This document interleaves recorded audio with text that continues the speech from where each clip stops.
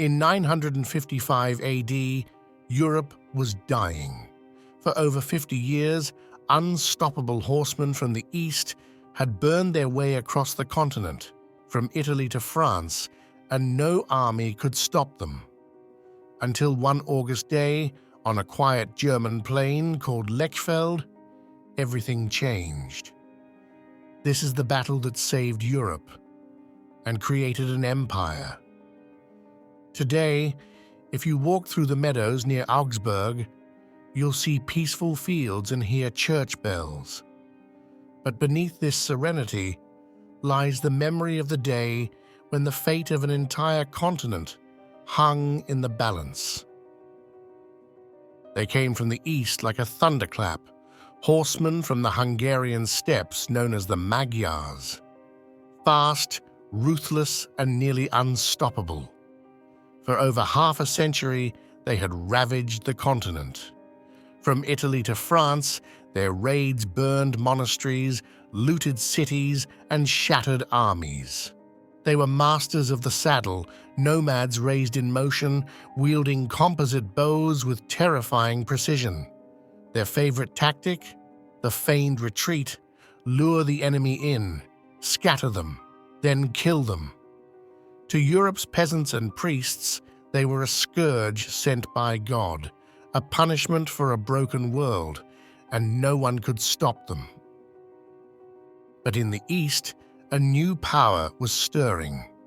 Otto, son of Henry the Fowler, was crowned King of East Francia in 936 in Charlemagne's old capital.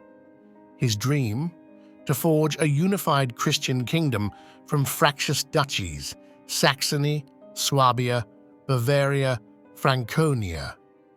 But the crown sat uneasily. The great dukes bristled at Otto's authority. His early reign was chaos, uprisings, shifting loyalties, and even betrayal from his own blood.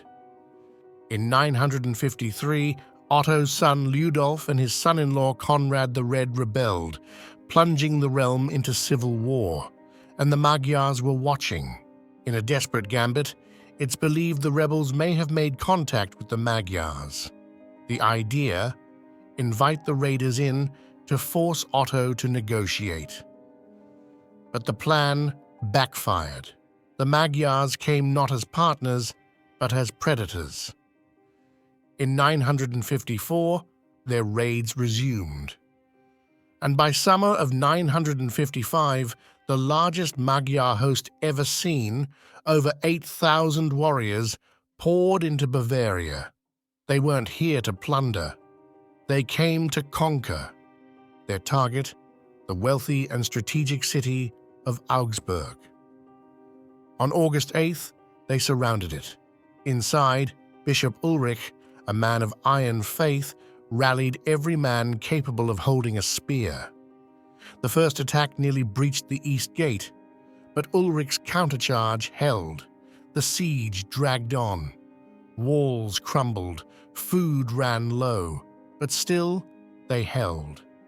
Because everyone inside knew, if Augsburg fell, the path to Otto's heartland lay open. In Saxony, Otto received Ulrich's plea. He had no time. He summoned every loyal banner, Swabians, Bavarians, Franconians, Bohemians. Even the rebel Conrad the Red returned, seeking redemption. It was a patchwork force, battle-worn and politically fragile, but it was all Otto had, around 8,000 men riding to face a terrifying enemy on the enemy's terms. His gamble? To fight them in open terrain and win. Otto advanced cautiously. He avoided wide-open terrain where Magyar arrows ruled. But as they neared Augsburg, scouts brought dire news. The Magyars had anticipated his route and set a trap. Still, Otto pressed on. He entrusted the rear to Bohemians and Swabians while leading the center himself. Conrad the Red commanded the Franconians. On August 10th, they reached the Lechfeld. As the German column crossed the Lech River, disaster struck. A massive Magyar force hit the rear. Arrows rained like hellfire. The baggage train fell. Panic surged. The rear legions began to collapse. It seemed the Magyars would repeat their victories of 907 and 910.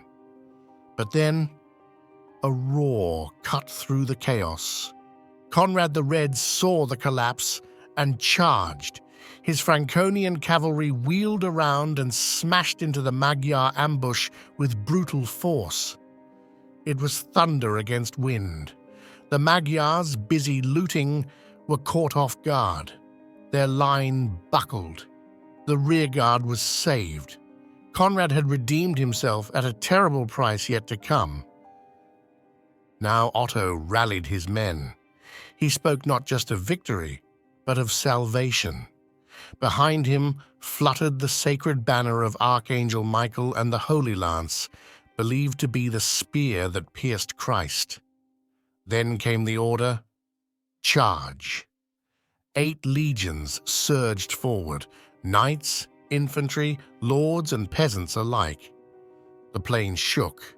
The Magyars unleashed volleys. But Otto's army held formation. Their armor and shields blunted the arrows. When they met, it wasn't elegance. It was chaos. Steel against sinew, blade against bone. The Magyars, agile and deadly in open terrain, were now pinned in close quarters where their bows were useless. Amidst the melee, Conrad fought like a lion. But in the heat, he loosened his helmet strap to breathe. A single arrow found its mark, his throat. He fell without a sound. The rebel-turned hero died, saving a kingdom he nearly broke. While chaos engulfed the battlefield, Bishop Ulrich of Augsburg, exhausted, wounded but unbroken, watched from the city walls. He saw the moment. The Magyar lines were overextended, their archers distracted, their discipline unraveling.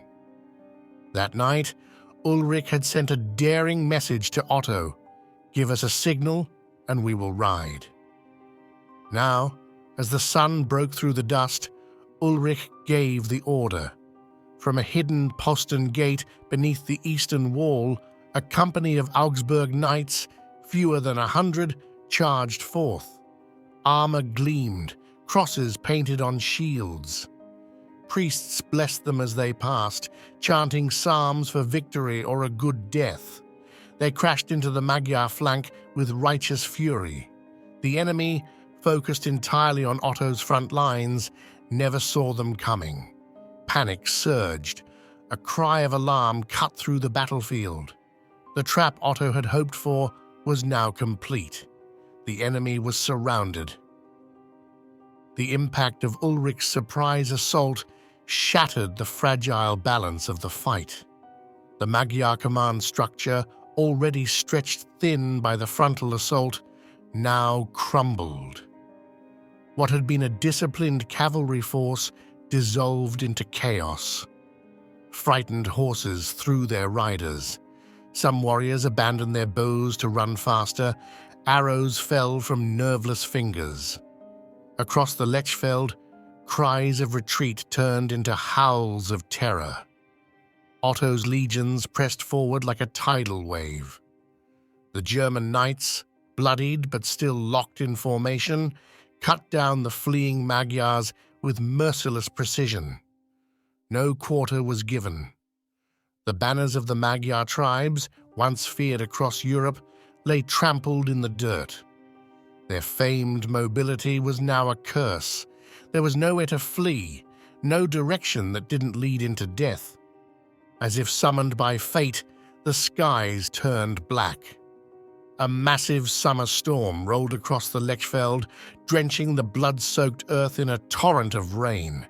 Thunder cracked, lightning slashed the sky. The river Lech, calm just hours before, surged with angry water.